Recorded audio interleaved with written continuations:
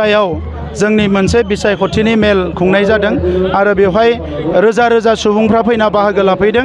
बेवहाय बर'जों लोगोसे गुबुन गुबुन हारिफ्राबो फैदों आरो दिनैनि बे गौमाखौ नायनानै बा गेदारिंखौ नायनानै जों बेखौनो बुंनो हायो जे रौता समस्तिया थांनाय बोसोराव जों जिखिनि डिफारेन्सआव देरहादोंमोन एबार डाबल डिफारेन्सआव देरहानो थांगासिनो दङ आरो रौताजों लोगोसे उदालगुरियाव गासै 10 जोंहा कन्स्टिटुवेन्सि दङ। बे 10 गासैबो 10 कन्स्टिटुवेन्सियाव 10 कन्स्टिटुवेन्सियाव जोंनि दायो प्रग्रेसा जोबोद मोजां। थांनायाव जोङो जेसेबां मोन्दोंमोन बेनिख्रुइ जोङो बांसिन मासि एबार जों उदालगुरि जिल्लायाव मोनगोन बियो रोखा जाबाय आरो हारसिंनो सरकार बानायनो थाखाय जिखिनि जोंनो अनजिमा नांगौ बे अनजिमानिख्रुइ बांसिन जोङो मासि मोनगोन एबा अनजिमा मोननानै जों सरकारखौ दानो हागोन।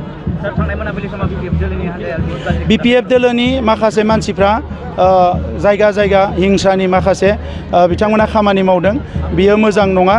आङो बिथांमोनखौ खावलायदों जे डेम'क्रेसियाव जुक्ति जुक्ततानि गेजेरजों माखासे बाथ्रा बुंनायनि गेजेरजों स्किमफोर फोसावनायनि गेजेरजों नोंथाङा इलेक्सन गेलेनो हायो नाथाय दादागिरि खालामोबा बुख्रेब सुख्रेब खालामोबा रायजोफ्राबो गाज्रि मोनो। बेबायदि खामानिखौ BPFआ जेसेबां मावगोन एसेबां रायजो राजाफ्रा गाज्रि मोनगोन।